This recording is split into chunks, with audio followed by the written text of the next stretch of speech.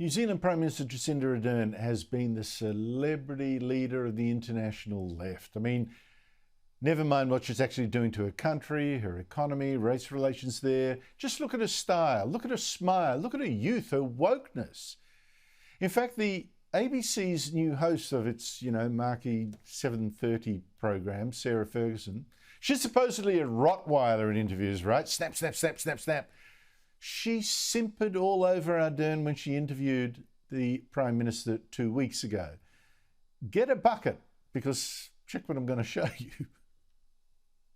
That was quite a speech that you gave a couple of months ago to this year's graduates at Harvard University. Sure.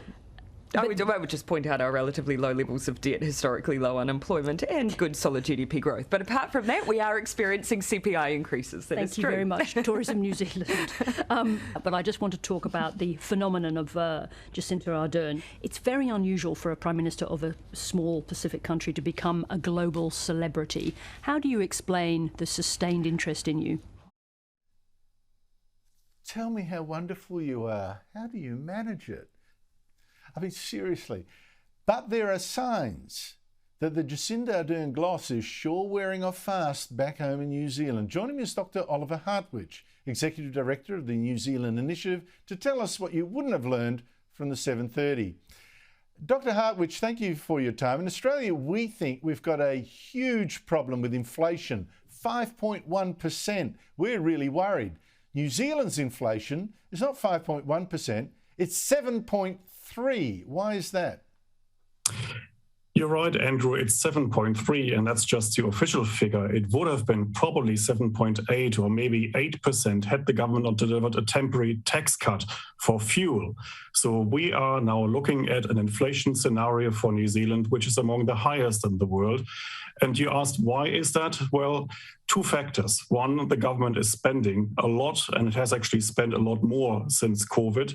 But the other factor, probably the even bigger factor, is our Reserve Bank, because over the last couple of years, the Reserve Bank has more than tripled its monetary base from a level of just under 15 billion New Zealand dollars in February 2020 to about 53, 54 billion dollars today. So this is quite an aggressive stance by our Reserve Bank. We initially had a quantitative easing program, that is money printing, of up to 100 billion. They stopped midway through because they could already see that they're overstimulating the economy, but they're still stimulating the banks. They are still doing a so-called funding for lending program, and that means they're flooding markets with cash. That cash is trickling through the economy, and that's why we have this inflation in New Zealand. It sounds like our Reserve Bank on steroids, the way you describe it. And how's the economy travelling? I mentioned the inflation rate. What other factors are you seeing, data that you're seeing that suggests that you might be in a bit of trouble there?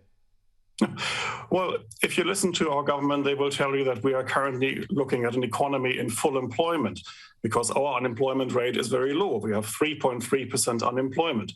However, things are not as good as they seem, because actually what you're looking at here is a crippled labor market, because what we have done is actually we have reduced the labor supply because we are no longer letting people into the country. Well, it's just starting now after 2 years of being a hermit kingdom. But at the same time, we have also reduced the labor supply domestically because we are no longer actually forcing beneficiaries, job seekers back into the labor market. And on top of all of that, of course, the government is crowding out the labor market by employing more people. So over the last 5 years, we have seen a growth in public sector employment of more than 50,000 people. And if you put all of these factors together, basically what you have is you have an economy that looks like in full employment, but actually it is a very distorted labor market. It doesn't look good. And of course, we now have a phenomenon where migrants, potential migrants, no longer want to come to New Zealand because we make it very hard for migrants to even get their visas processed, let alone get permanent residence in New Zealand. So they actually might be better off moving to Australia if you're a nurse, for example, than trying to settle in New Zealand. At the same time, we had an opinion poll revealing just a couple of weeks ago that now 1 in 5 New Zealanders are considering leaving the country, migrating, especially to Australia. So currently we're looking at 200,000 New Zealanders who already say they've made the decision, they want to leave the country, and about 1 million New Zealanders who are currently considering leaving the country. So you can tell, just looking at these figures, that something is not quite right in New Zealand. Well, I find it absolutely astonishing that Jacinda Ardern hires 50,000 more public servants, taking workers away from more productive jobs.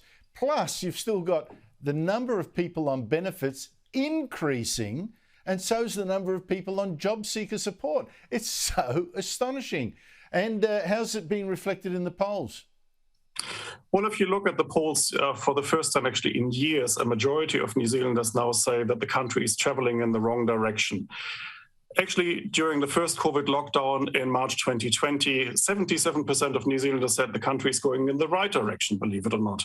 That has gone down to just 36%, and now 50% of New Zealanders say this country is traveling in the wrong direction for a number of reasons. I mean, you've mentioned the economy, but there are other issues as well. There is the debate over core governance, which basically means giving Maori more rights or different rights.